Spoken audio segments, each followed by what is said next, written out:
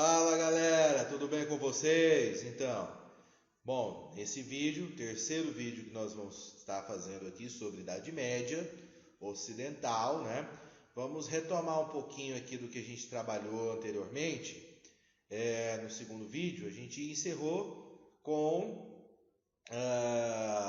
falando, né, da questão do Tratado de Verdun, né? Foi assinado no século IX, no ano de 841, que dividiu o Reino Franco, né? O Luís Pedroso, filho de Carlos Magno, optou, né, por essa saída aí, dividir o reino entre seus três filhos. Isso enfraqueceu a unidade, né, do Reino Franco e possibilitou uma segunda onda de invasões bárbaras, né? Então, a partir do século IX, nós temos de fato a consolidação do feudalismo, com todas as suas características, né, com todo o seu modal político, econômico, social. Cada vez mais o poder dos senhores feudais, né, crescendo, aparecendo, né, ganhando grande importância. Então nós temos esse cenário, né? No final da chamada Alta Idade Média, nós vamos ter finalmente a consolidação do sistema feudal. Tudo bem, pessoal? Beleza? Mas, professor, né, o que é esse tal de feudalismo? Né? Você está falando aí, enfim, até agora eu não consegui entender isso. O feudalismo é um modelo econômico, social e político que vai vigorar durante boa parte da Idade Média. Então, esse período que nós estudamos até agora é a montagem desse sistema.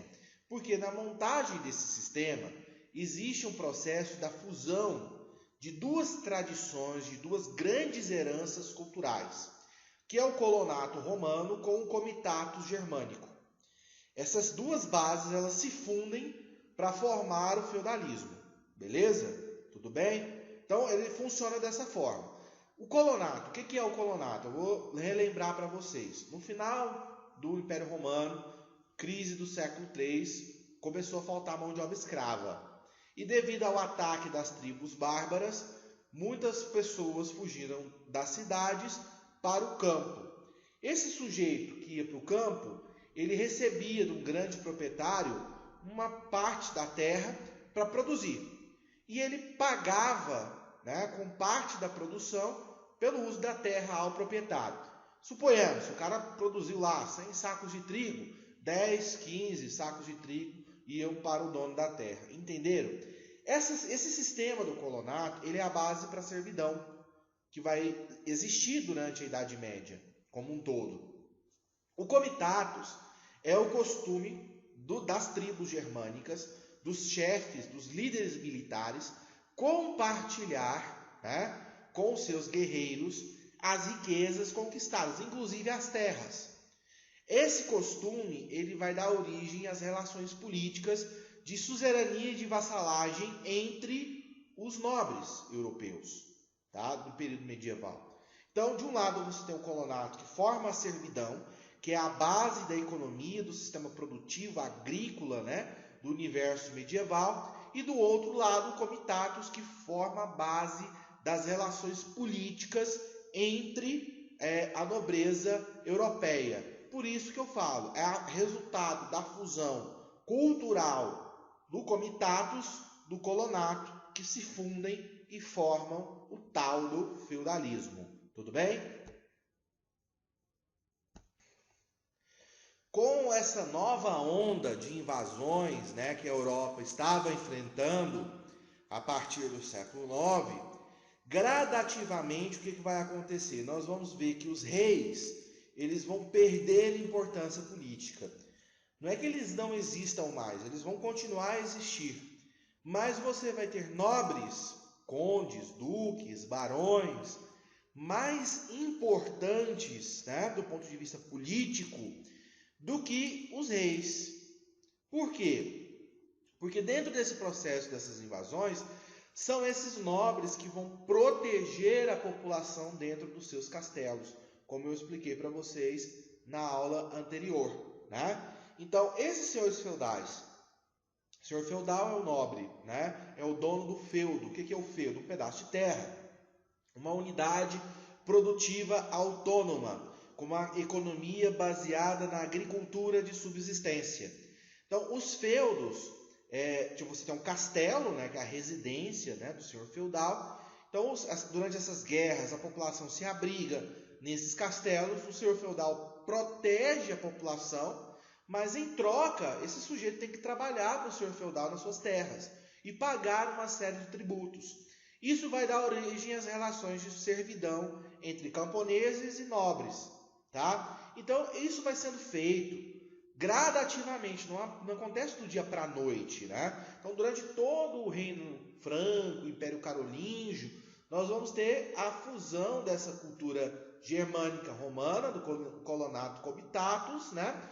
A formação da servidão, o ápice, né? O desenvolvimento máximo como essa segunda onda de invasões bárbaras que consolidam esse novo modelo econômico, social e político com características muito próximas. A descentralização política, como eu disse, não há mais um reino centralizado, né? Os reis perdem autoridade, eles perdem, né, todo aquele domínio que havia antes, no período, por exemplo, do Carlos Magno. Então, há uma descentralização política, a agricultura se consolida como principal atividade econômica, uma agricultura de subsistência, né? O feudo é quase que uma unidade produtiva autônoma, produz tudo aquilo que necessita dentro daquele espaço, tá? E com a utilização de uma mão de obra servil, tá? Que caracteriza esse processo. Tudo isso legitimado pela própria Igreja Católica, que vai se consolidar aí sim como uma grande instituição medieval. Como não há mais essa centralização política, o que mantém a Europa cristã unida é justamente a Igreja, beleza? Mas nós vamos falando disso aqui ao longo do decorrer dos vídeos, tá bom? Vamos lá. Como eu disse, o feudo, só um momentinho, deixa eu beber uma aguinha aqui para dar uma molhada na garganta. O feudo era uma unidade produtiva autônoma, geralmente um grande latifúndio, né, pertencente a um senhor feudal. Dentro desse feudo, o senhor feudal ele tinha autoridade máxima, poder de vida e morte sobre os servos. Os servos não eram escravos, né? Eles não recebiam salário, eles recebiam aquilo que eles produziam na terra, depois de pagar uma série de tributos, tá? Mas eles não eram escravos, então eles não eram uma mercadoria, eles não podiam ser comercializados. Mas eles estavam presos à sua terra e era uma condição hereditária, né, que passava de pai para filho. Então, nasceu servo, você vai continuar sendo servo, seu filho servo e assim por diante, tá? Cada feudo possuía leis próprias, sistema de pesos e medidas próprios, né, moeda, até que falo moeda, mas praticamente, né, o comércio monetário na Alta Idade Média ele desapareceu na Europa, tá? Só vai haver comércio lá no século XII, no século XIII, no processo de renascimento comercial urbano, nós vamos falar disso mais adiante, tá? Lembrar aí que durante toda a Idade Média, o uso de escrita e o uso do comércio monetário, né, com moedas, ele quase desapareceu, então pouquíssimas pessoas sabiam ler e escrever. Por exemplo, a maioria dos nobres eram também analfabetos, a maioria só sabia assinar o próprio nome. A camada mais intelectualizada do universo medieval era o clero, né? As cidades também sofreram uma decadência, né, muito grande. Então essas são características desse momento onde nós estamos falando aí da Alta Idade Média. Todo esse sistema ele é apoiado e ele é legitimado pela Igreja Católica, né? Que concebe um modelo de organização social que a gente chama de Sociedade das Três Ordens, aqueles que oram, aqueles que guerreiam e aqueles que trabalham, oratores, belatores, laboratores. Eu vou falar disso aqui daqui a pouco, né? E se consolida da seguinte forma: a igreja recebe proteção e terras dos senhores feudais, e em troca ela legitima a exploração dos senhores feudais sobre os camponeses, sobre os seus servos. Tudo bem? Então, o modelo de sociedade, como eu havia comentado, né? Esse modelo foi criado pelo Adalberon de Laon, né? A sociedade tripartida, a sociedade das três ordens, né, os oratores, belatores, lauratores. O clero, que é o responsável, né, pela espiritualidade dessa sociedade. A nobreza, que é responsável por proteger militarmente essa sociedade. Lembrando que a Alta Idade Média é um período de constantes guerras, invasões, de grande instabilidade. Então, essa nobreza cavaleiresca mesmo, aquela nobreza que você assiste nos filmes sobre a Idade Média, né? O cavaleiro, aquela coisa toda, aquele código de conduta, enfim. E na base o povo, os servos, né? Geralmente camponeses, que estavam submetidos à autoridade da nobreza e do clero. A função dos servos é trabalhar, pagar tributos para garantir os privilégios tanto da nobreza como dos clérigos. Aí você deve estar falando, professor, mas é um modelo de sociedade extremamente desigual, como é que as pessoas aceitavam isso? Por isso que a importância da Igreja Católica em legitimar toda essa estrutura. Aqui você tem um teocentrismo, no universo medieval, pessoal, a gente não pode esquecer disso. Todos os aspectos da vida humana cotidiana giram em torno das questões religiosas. O sujeito, não, se é servo, ele não vai reclamar dessa sua condição de servidão. Ele a aceita porque Deus quis. Esse modelo de sociedade aqui foi bolado, né? Foi criado, legitimado pela igreja, não à toa, porque a igreja tinha um grande poder sobre o imaginário, sobre a forma de pensamento da sociedade daquela época. Então a igreja fala, a sociedade se organiza assim, você nasceu servo, você vai trabalhar, foi Deus que quis, aceita. Então, eu costumo dizer, não existe depressão no universo medieval, né? Tudo está nas mãos de Deus, tudo Deus resolve. Então não havia como questionar isso. Não faz muito sentido, porque a gente vive uma sociedade que não leva tão assim, né, a ferro e fogo, vamos dizer, as questões religiosas. Mas nesse período específico você tem sim toda essa importância desse teocentrismo, dessa questão religiosa na vida cotidiana das pessoas. Então quem legitima, né, essa estrutura, clero, nobreza, servos, é a própria igreja, a sociedade das três ordens, os que oram, os que guerreiam e os que trabalham, oratores, belatores, laboratores. Esse modelo é legitimado pela própria igreja. Tudo bem? E é imposto por ela e as pessoas aceitam pela questão do teocentrismo, né, o controle que a igreja tem sobre as pessoas, tanto no campo da imaginação, como da crença, da cultura, enfim. Aqui nós temos um feudo, que como eu falei para vocês, é uma propriedade rural,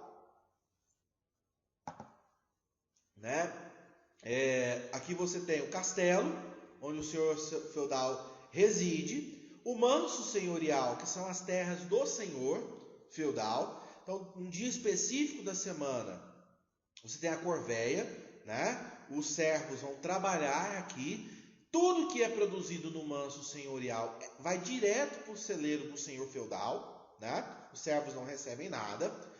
E aqui você tem os mansos servis, que são os lotes cultivados pelos servos. Aqui, o que se produz aqui, o servo paga tributo também. Ele vai pagar o dízimo, a talha, né? Eu vou explicar para vocês cada um desses tributos. E daqui você tem o manso comum. Geralmente, o manso comum era ocupado por animais, pela criação de gado, ovelhas, enfim, né? Uma espécie de terra coletiva aí, tá? Como eu disse anteriormente, a igreja legitimava todo esse sistema, né? Você tem uma influência enorme do teocentrismo, todos esses elementos eram legitimados. Existia uma hierarquia dentro, né, da própria igreja, eu vou explicar isso aqui no próximo vídeo para vocês. Os servos viviam em péssimas condições, né? Eram obrigados a pagar uma extensa taxa aí de tributária, né, de tributos enorme, e enquanto os nobres tinham uma condição de vida bem melhor, né, e estabeleciam aí uma rede de relações políticas através dos acordos de suzerania e vassalagem, mas isso eu vou explicar também no próximo vídeo. Beleza, pessoal? Então nós vamos encerrar esse vídeo aqui e vamos dar sequência no próximo vídeo sobre Alta Idade Média, né? Estamos falando aí da consolidação do feudalismo.